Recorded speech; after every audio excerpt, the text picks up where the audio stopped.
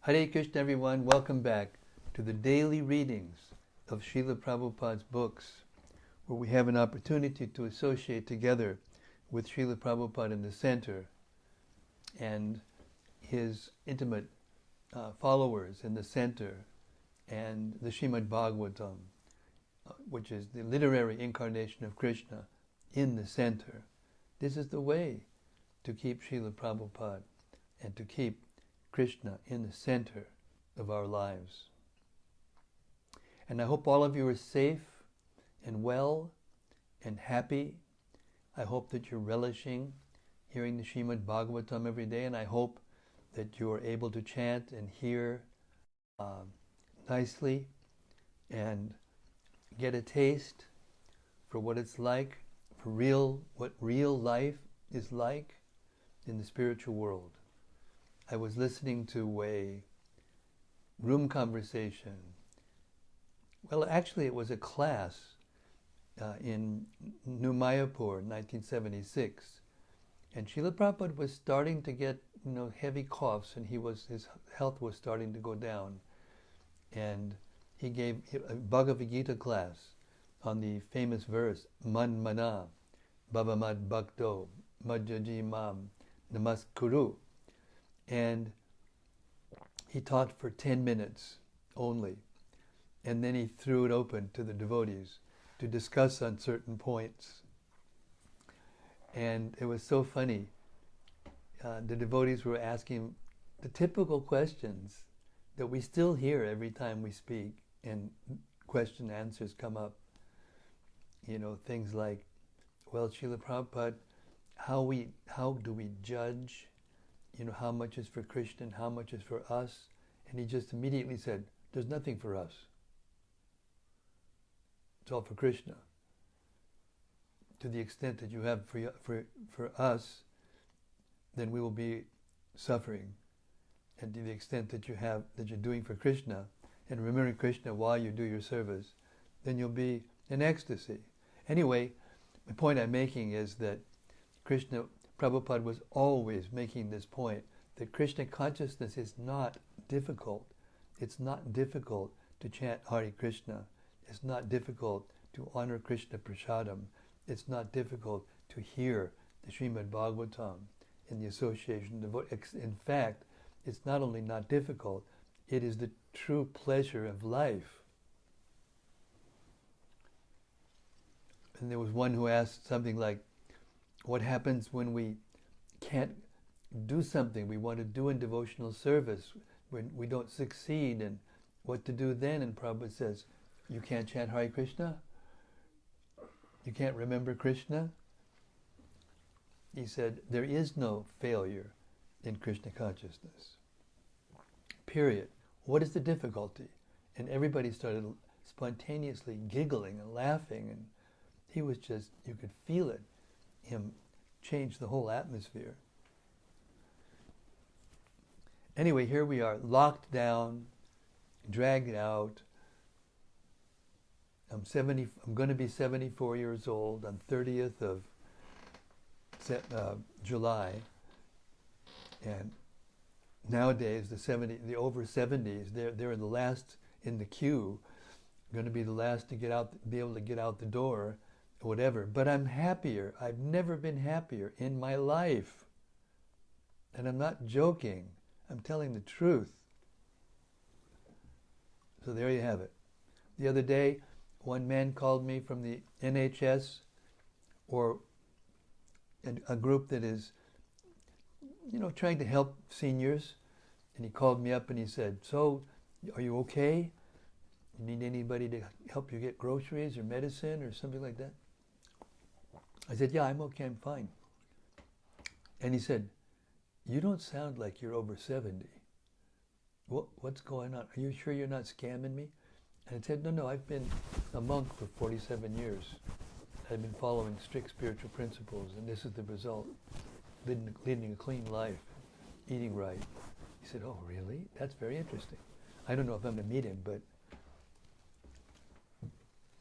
Hare Krishna. Sanatana Goswami, he wasn't an old man. And he glorified the Bhagavatam, Srimad-Bhagavatam Mahima Stotram, and it goes like this. Sarva Shastrabdi Yusha, Sarva Vedaika Satpala, Sarva Siddhanta Ratnadya, Sarva Lokaika Drik Prada. O nectar from the ocean of all scriptures, singular fruit of all the Vedas, rich mine of the precious gems of all conclusive truths, you are the only giver of sight to all the worlds. Sarva Bhagavata Prana, Srimad Bhagavata Prabho, Kalidwan Doditaditya, Sri Krishna Parivartita.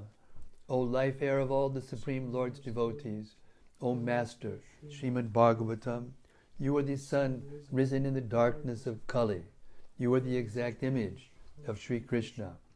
Paramananda Pataya, Prema Varshakshanayate, Sarvada Sarvasevyaya, Sri Krishnaya Namostume. I bow down to you, who are supremely blissful to read. Your every syllable pours down a flood of prema. You can always be served by everyone. You are Sri Krishna himself. Madeka Bando Matsangin, Madguro Mad Mahadana, Mad Nisadaka Mad Bhagya, Mad Ananda Namostute. My only friend, my constant companion, my spiritual master, my great wealth, my savior, my good fortune, my source of ecstasy, I bow down to you. Asadu sadutadayin atini chochatakada hanamunchagadachin mam premna rit kantayospura. O bestower of saintliness to the unsaintly, O exalter of the most fallen, please never leave me. Always appear in my heart and my voice with pure love. Om Namo Bhagavate Vasudevaya. Om Namo Bhagavate Vasudevaya. Om Namo Bhagavate Vasudevaya. Om Namo Bhagavate Vasudevaya. So, we've reached the 12th canto, moving right along. Yesterday we heard about Markandeya, the glories of Markandeya Rishi, how long he lived in his self-same body. Many manvantaras, millions, hundreds of millions of years. And finally he got to see, by his austerities and penances, he got to see Vishnu face to face. And then he asks him, I'd like to see your illusory potency. So the Lord said, all right, and they disappeared. So now we're going to hear about how Markandeya Rishi saw the illusory potency of the Lord. Chapter 9, text 1.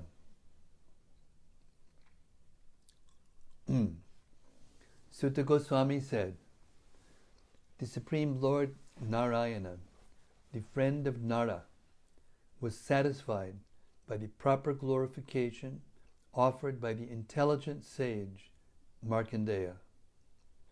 Thus the Lord addressed that excellent descendant of Bhrigu. Text 2. The Supreme Personality of Godhead said, my dear Markandeya, you are indeed the best of all learned brahmanas. You have perfected your life by practicing fixed meditation upon the Supreme Soul, as well as by focusing upon me.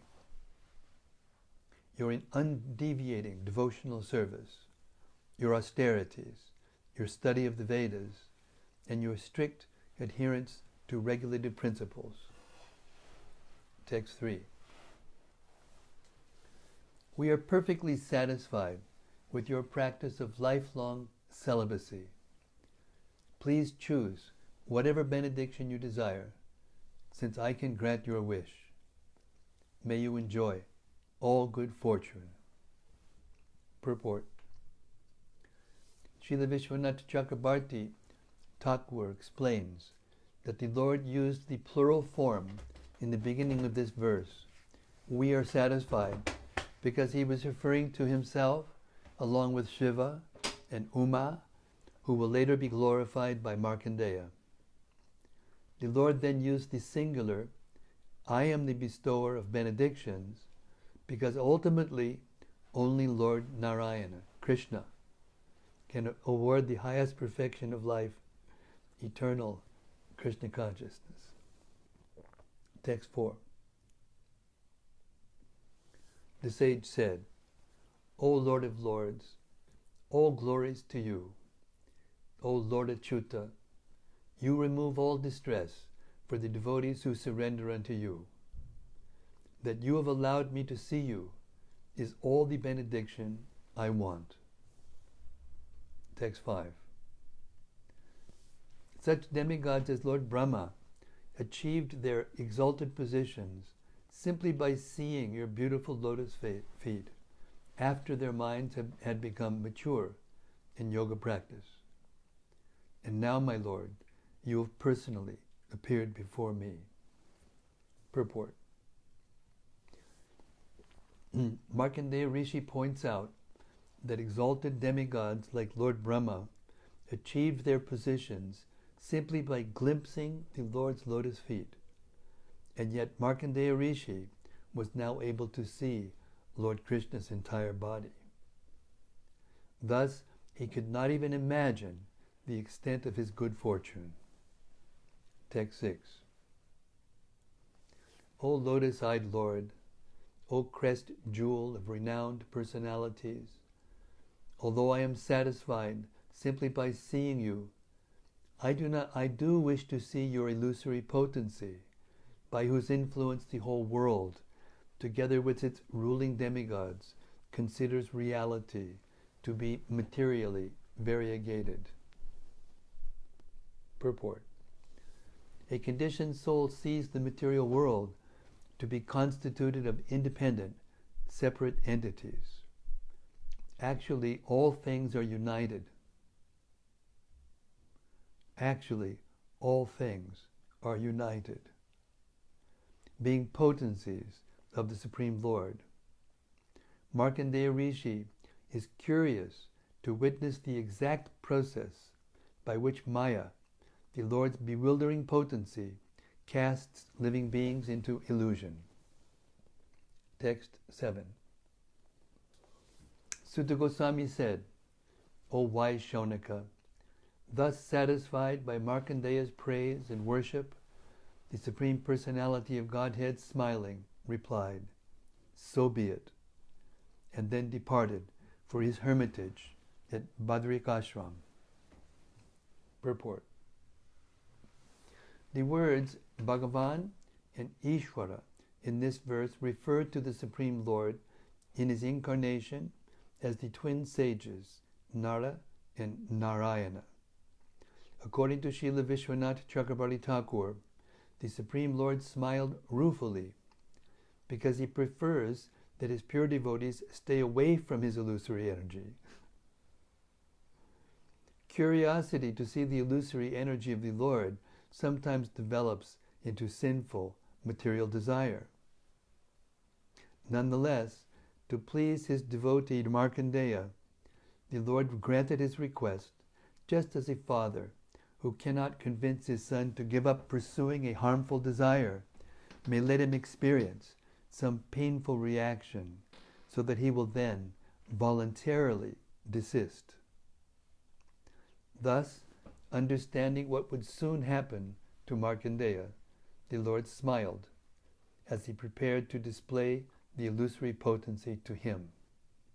Texts 8 and 9. Thinking always of his desire to see the Lord's illusory energy, the sage remained in his ashram, meditating constantly upon the Lord within fire, the sun, the moon, water, the earth, air, ether, and his own heart, and worshipping him with paraphernalia conceived in his mind. But sometimes, overwhelmed by waves of love for the Lord, Markandeya would forget to perform his regular worship. Purport.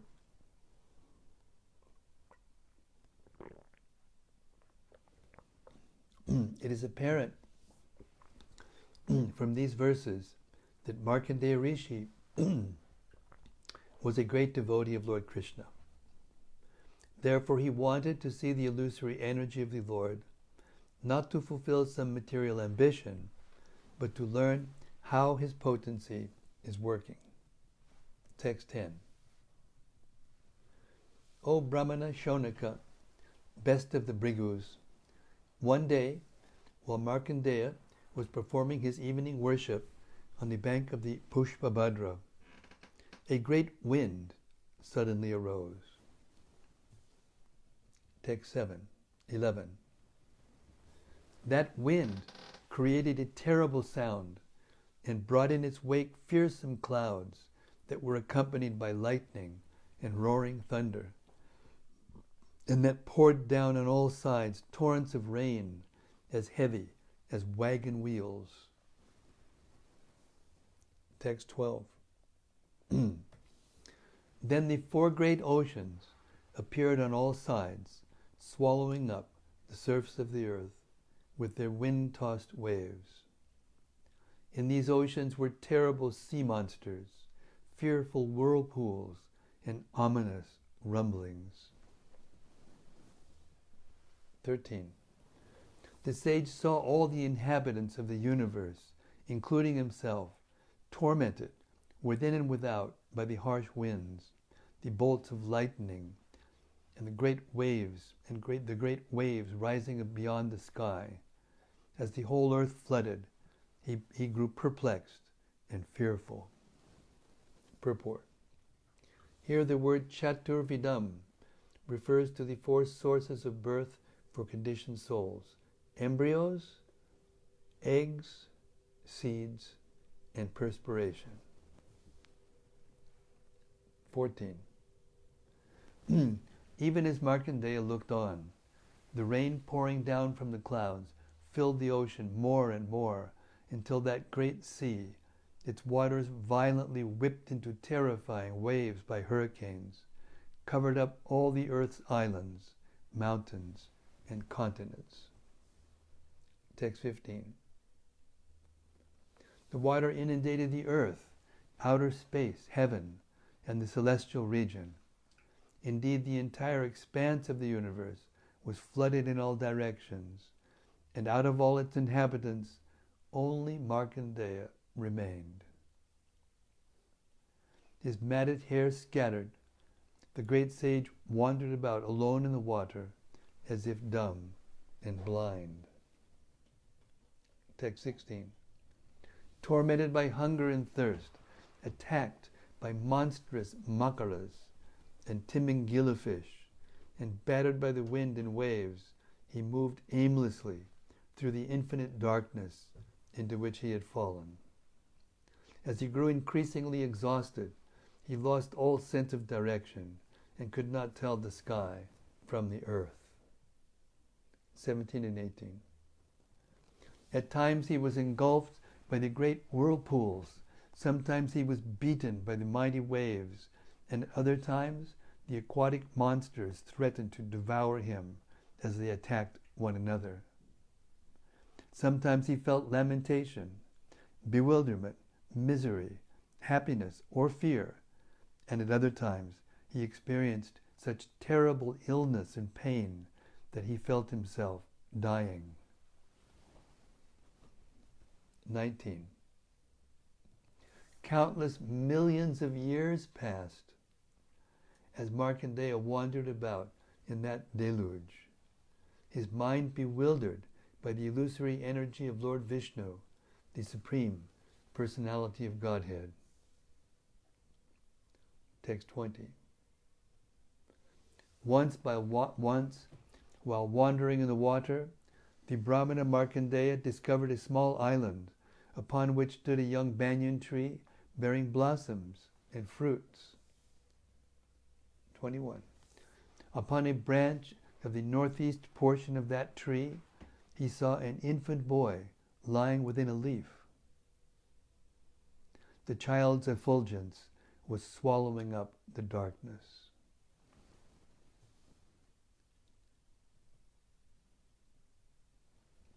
The infant's dark blue complexion was the color of a flawless emerald.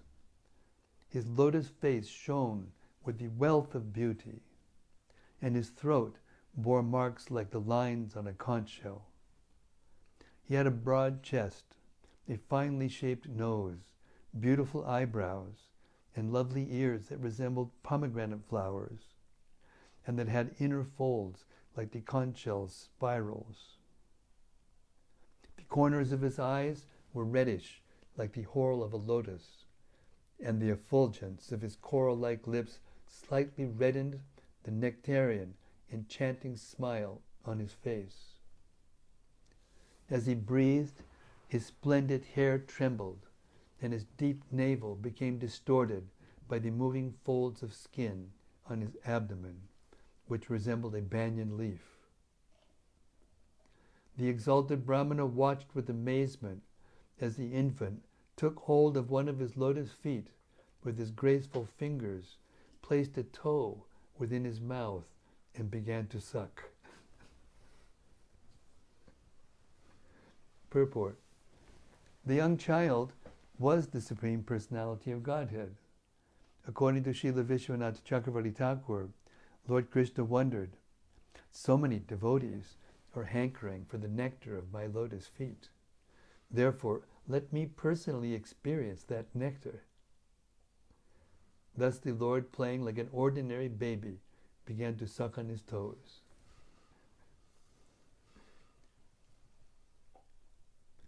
As Markandeya beheld the child, all his weariness vanished.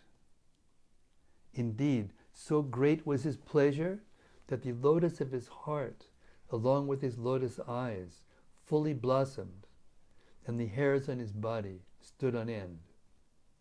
Confused as to the identity of the wonderful infant, the sage approached him. Purport. Markandeya wanted to ask the child about his identity and therefore approached him. 27. Just then, the child inhaled, drawing Markandeya within his body like a mosquito. There the sage found the entire universe arrayed as it had been before to disillusion. Seeing this, Markandeya was most astonished and perplexed. The sage saw the entire universe, the sky, heavens, and earth, the stars, mountains, oceans, great islands, and continents, the expanses in every direction, the saintly and demoniac living beings, the forests, countries, rivers, cities and mines, the agricultural villages and cow pastures, and the occupational and spiritual activities of the various social divisions. He also saw the basic elements of creation, along with all their byproducts, such as time itself, which regulates the progression of countless ages within the days of Brahma. In addition, he saw everything else created for use in material life. All this he saw manifested before him as if it were real. He saw before him the Himalaya mountains, the Pushpabhadra river, and his own hermitage, where he had had the audience of the sages Narayana. Then, as Markandeya beheld the entire universe, the infant exhaled, expelling the sage from his body and casting him back into the ocean of disillusion. In that vast sea, he again saw the banyan tree growing on the tiny island and the infant boy lying within the leaf. The child glanced at him from the corner of his eyes with a smile imbued with the nectar of love. And Markandeya took him into his heart through his eyes. Greatly agitated, the sage ran to embrace the transcendental personality of Godhead. At that moment, the Supreme Personality of Godhead, who is the original master of all mysticism and who is hidden within everyone's heart, became invisible to the sage, just as the achievements of an incompetent person can suddenly vanish.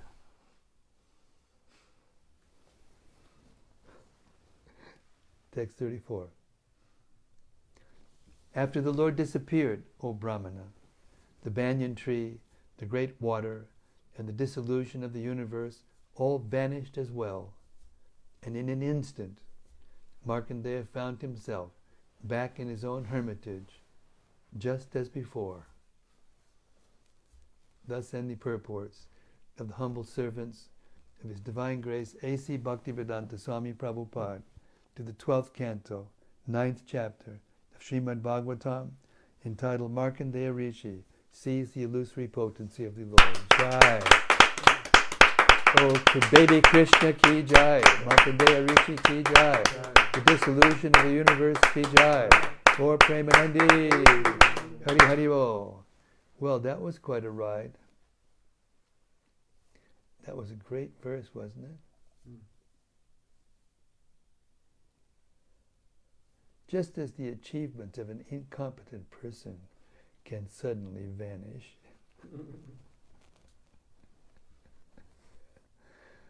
Okay, we're moving on to chapter 10. Lord Shiva and Uma glorify Markandeya Rishi. Unique. Markandeya Rishi is unique. Unique soul.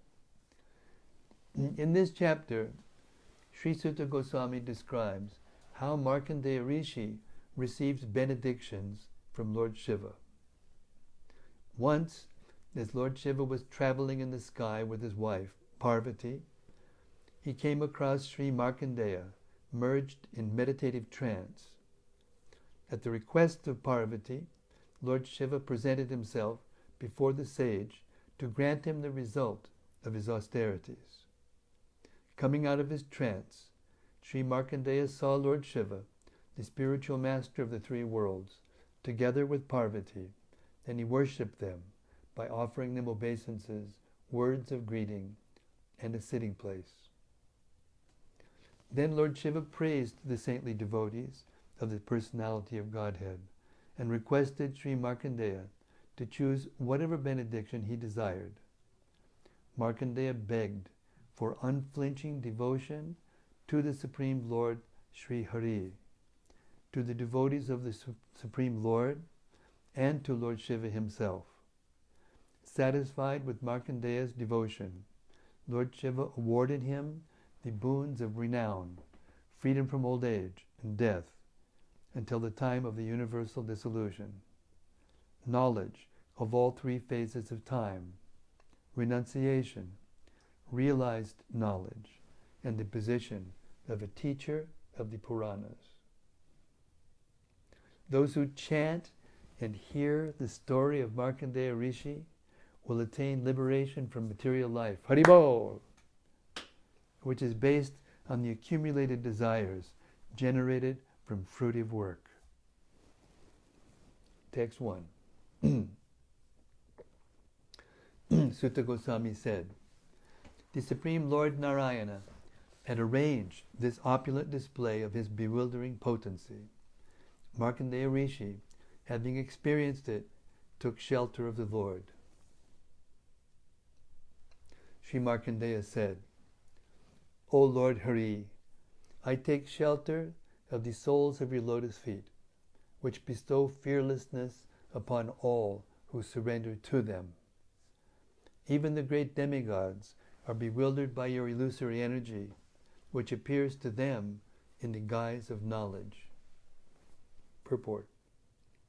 Conditioned souls are attracted to material sense gratification, and thus they meticulously study the workings of nature.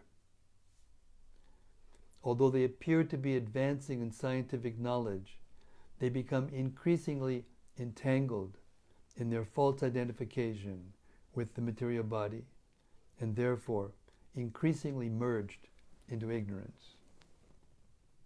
3. Sutta Goswami said, Lord Rudra, traveling in the sky on his bull and accompanied by his consort Rudrani, as well as his personal associates, observed Markandeya in trance. 4. Goddess Uma, seeing the sage, addressed Lord Girisha. Girisha, my lord, just see this learned Brahmana, his body, mind, and senses motionless in trance. He is as calm as the waters of the ocean when the wind has ceased and the fish remains still.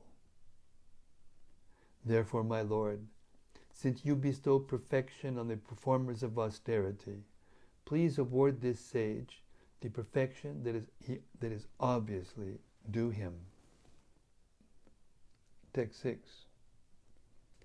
Lord Shiva replied, surely this saintly Brahmana does not desire any benediction, not even liberation itself, for he has attained pure devotional service under the inexhaustible personality of Godhead.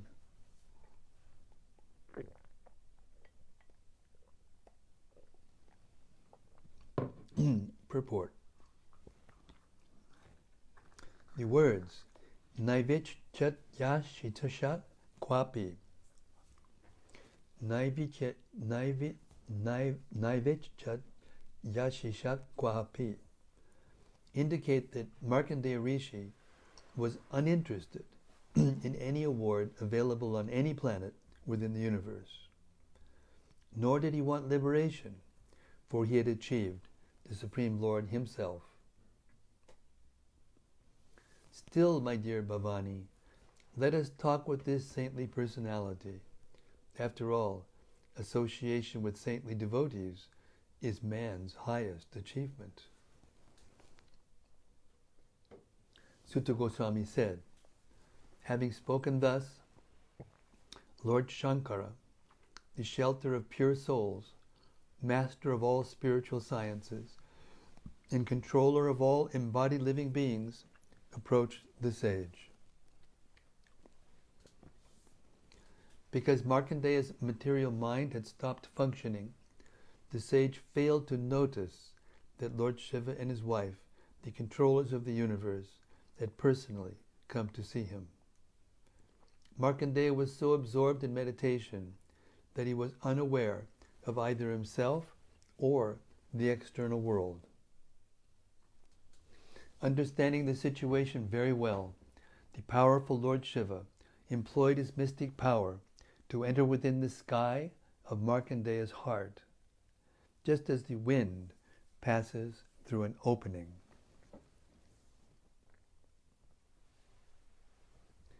Sri Markandeya saw Lord Shiva suddenly appear within his heart. Lord Shiva's golden hair resembled lightning, and he had 3 eyes, 10 arms, and a tall body that shone like the rising sun. He had 3 eyes, 10 arms. Let's repeat that again. This is a wonderful description of Lord Shiva. You've never heard this description of Lord Shiva before. Sri Markandeya saw Lord Shiva suddenly appear within his heart. Lord Shiva's golden hair resembled lightning, and he had 3 eyes, 10 arms, and a tall body that shone like the rising sun. He wore a tiger skin, and he carried a trident, a bow, arrows, a sword, and a shield, along with prayer beads, a damurub drum, a skull, and an axe. Astonished, the sage came out of his trance and thought, who is this, and where has he come from? 14.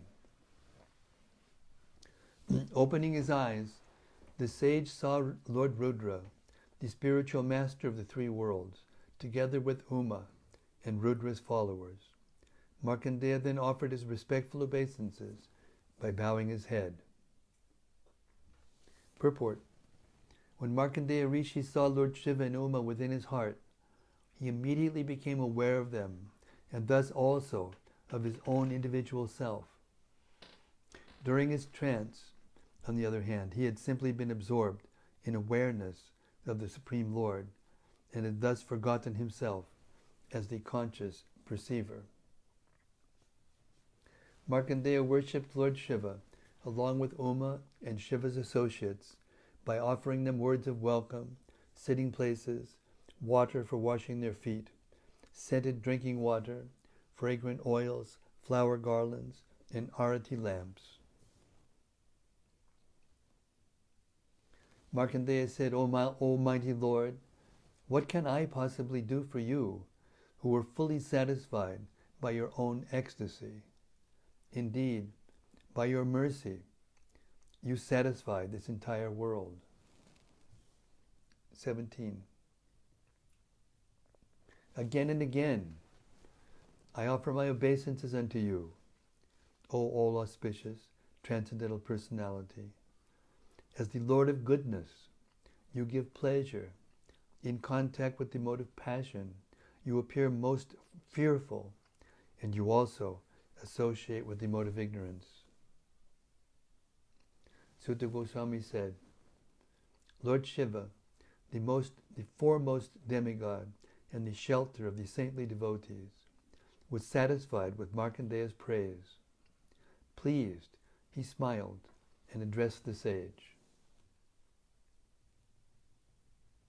Lord Shiva said, ask me for some benediction, since among all givers of benedictions, we three, Brahma, Vishnu and I, are the best.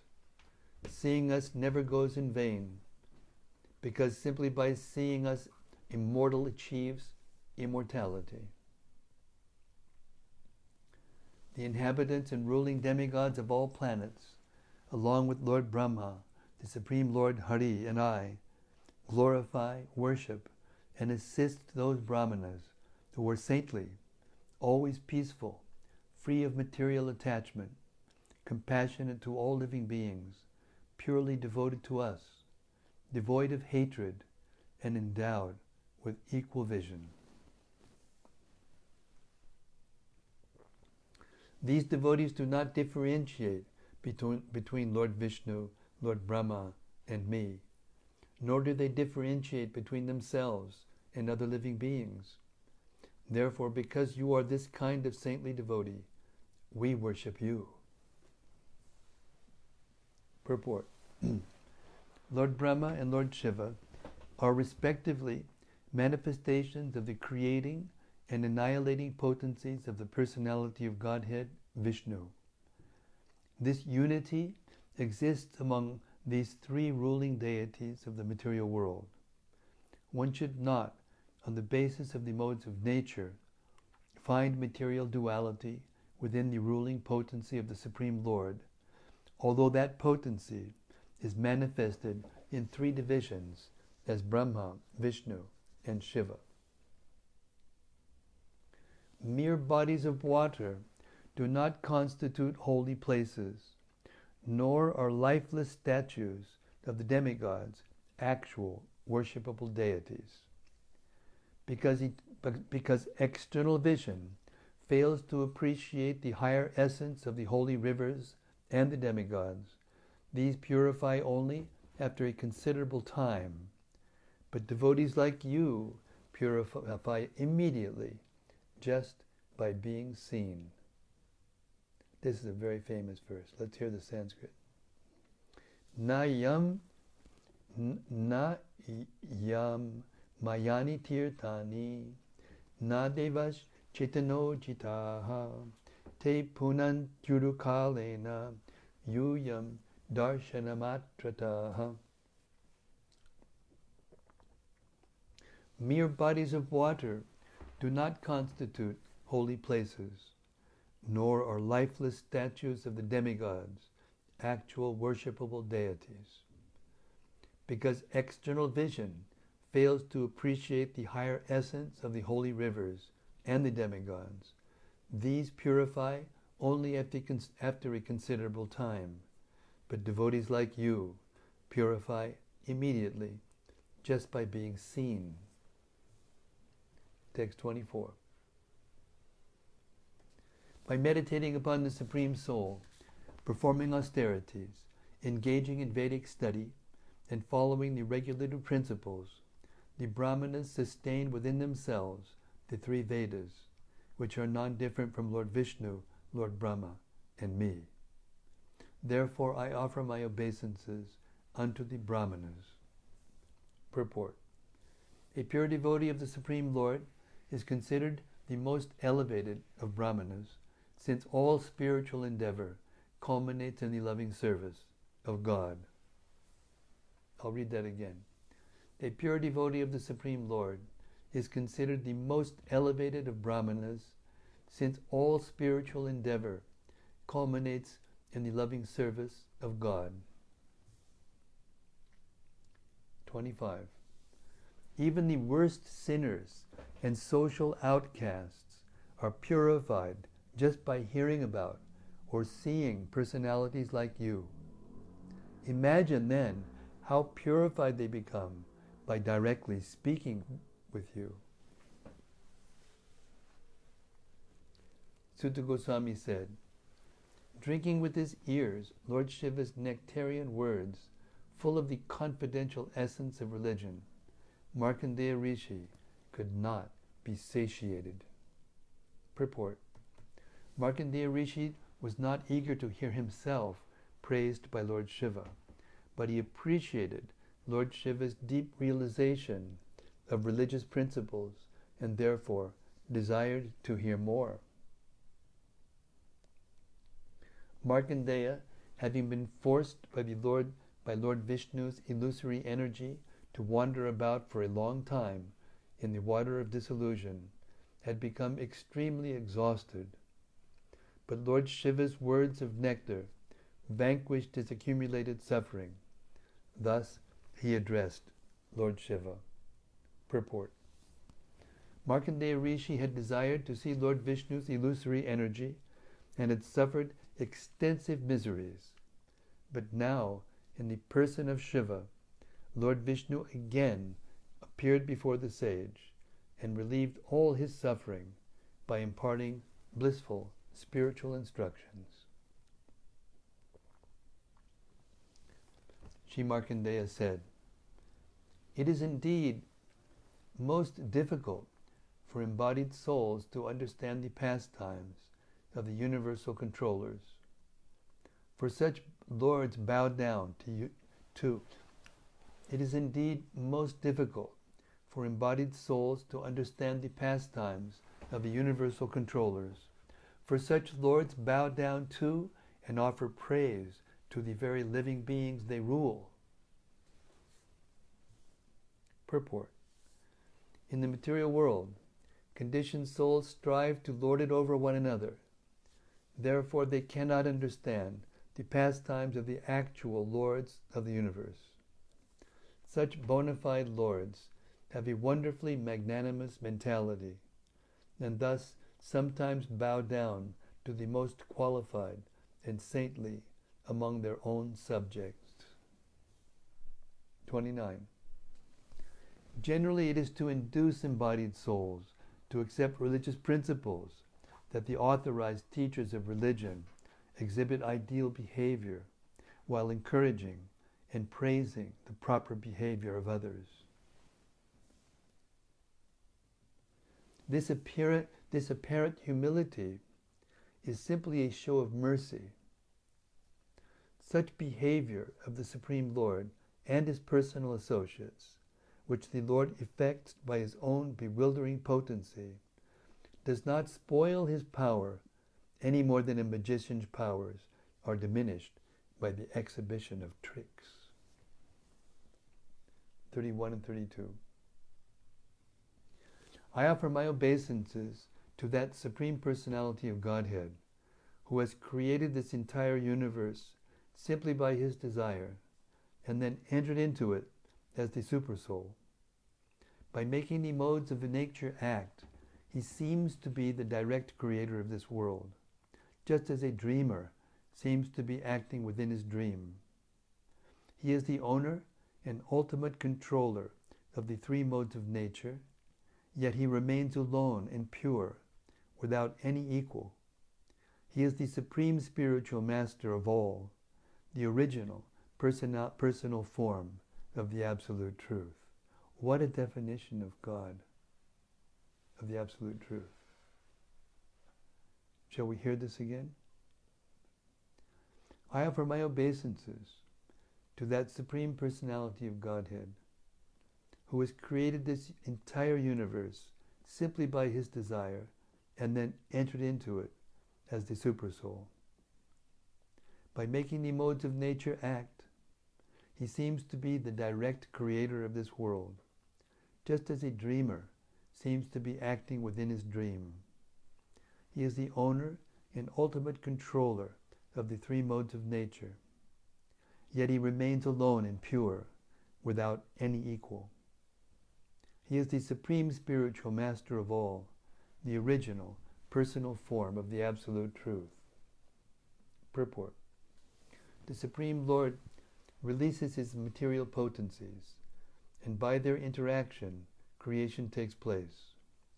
The Lord remains aloof as the supreme transcendental entity, still, because the entire creation unfolds according to his design and will, his controlling hand is perceived within all things. People thus imagine that God is the direct builder of this world, although he remains aloof, creating through the manipulation of his multifarious potencies. Text 33. O all-pervading Lord, since I have received the benediction of seeing you, what other benediction can I ask for? Simply by seeing you, a person fulfills all his desires and can achieve anything imaginable. 34. But I do request one benediction from you, who are full of all perfection and able to shower down the fulfillment of all desires. I ask to have unfailing devotion for the Supreme Personality of Godhead and for his dedicated devotees, especially you. Purport. The words Tat Pareshu Tata Twayi clearly indicate that Lord Shiva is a devotee of the Supreme Lord, not the Supreme Lord himself. Because the representative of God is offered the same protocol as God himself, Markandeya Rishi addressed Lord Shiva as Lord in previous verses. But now it is clearly revealed that, as stated throughout the Vedic literature, Lord Shiva is an eternal servant of God and not God himself. Desire manifests itself within the mind and heart according to the subtle laws governing consciousness. Pure desire to engage in the loving service of the Lord brings one to the most exalted platform of consciousness, and such a perfect understanding of life is available only by the special mercy of the Lord's devotees. This is something wonderful. I'll say it again. Desire manifests itself within the mind and heart according to the subtle laws governing consciousness. Pure desire to engage in the loving service of the Lord brings one to the most exalted platform of consciousness, and such a perfect understanding of life is available only by the special mercy of the Lord's devotees. Sutta Goswami said, thus worshipped and glorified by the eloquent statements of the sage Markandeya, Lord Shiva, encouraged by his consort, replied to him as follows. O great sage, because you are devoted to Lord Adhosaja, all your desires will be fulfilled. Until the very end of this creation cycle, you will enjoy pious fame and freedom from old age and death. O Brahmana, may you have perfect knowledge past, present, and future, along with transcendental realization of the Supreme, enriched by renunciation. You have the brilliance of an ideal Brahmana, and thus you may achieve the post of spiritual master of the Puranas. Sutta Goswami said, having thus granted Markandeya Rishi benedictions, Lord Shiva went on his way, continuing to describe to Goddess Devi the accomplishments of the sage and the direct exhibition of the Lord's illusory power that he had experienced. Markandeya Rishi, the best of the descendants of Bhrigu, is glorious because of his achievement of perfection in mystic yoga. Even today, he travels about this world, fully absorbed in unalloyed devotion to the Supreme Personality of Godhead. I have thus narrated to you the activities of the highly intelligent sage Markandeya, especially how he experienced the amazing power of the Supreme Personality's illusory energy, the Supreme Lord's illusory energy. Text 41. Although this event was unique and unprecedented, some unintelligent persons compare it to the cycle of illusory material existence the Supreme Lord has created for the conditioned souls, an endless cycle that has been continuing since time immemorial. Purport. Markandeya is being drawn into the Lord's body by his inhalation and expelled again by his exhalation should not be considered a symbolic description of the perennial cycles of material creation and annihilation. This portion of the Srimad-Bhagavatam describes a real historical event experienced by a great devotee of the Lord, and those trying to relegate this story to mere symbolic allegory are here declared to be unintelligent fools. O best of the Bhrigus, this account concerning Markandeya Rishi conveys the transcendental potency of the Supreme Lord. Anyone who properly narrates or hears it will never again undergo material existence, which is based on the desire to perform fruitive activities.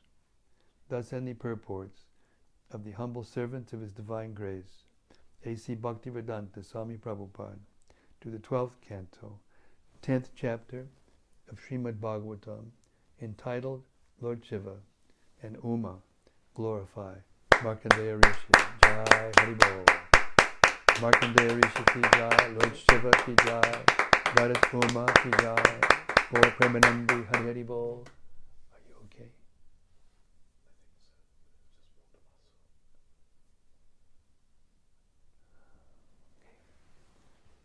So, we'll stop our readings for tonight. We heard, 3 chapters? 9, 10? 2 chapters. 2 chapters of Srimad-Bhagavatam.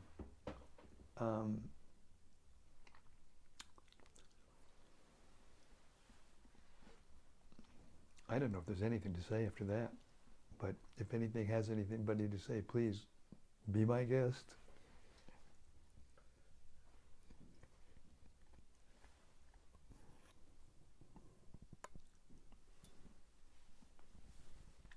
He's in ecstasy.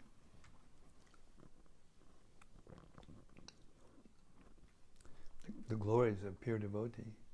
How the Lord and His expansions worship the devotees. Their own subjects. And how bathing in the Ganges regularly for a long time will purify you. But by just seeing such a person as Markandeya Rishi once, you become purified immediately. We owe it to the world to promote Srila Prabhupada for who he is, so people can actually appreciate the depth of the pure devotee on that level consciousness. Do we have any comments or anything? I think we swept everybody away there. Everyone got swept away by the nectar of Markandeya Rishi's devotional service and his mystic potency. All right. Thank you very much, everybody. Tomorrow's Monday, and we will see you at 7 o'clock right here, the live studios in Hythe, which means haven in Anglo-Saxon, where we will continue with the concluding. We're almost finished. We only have a couple of more chapters to go to finish the Srimad-Bhagavatam. Then I promise you, we will start right afterwards the Chaitanya Charitamrita, and we'll read it to you all the way through, cover to cover. Gaur Premanandi Hari Bari Srimad-Bhagavatam ki jai. Srila Prabhupada ki jai. Srila Prabhupada's transcendental empowered devotees who finished the Bhagavatam ki jai. Gaur Premanandi Hari Bari. See you tomorrow. Hare Krishna.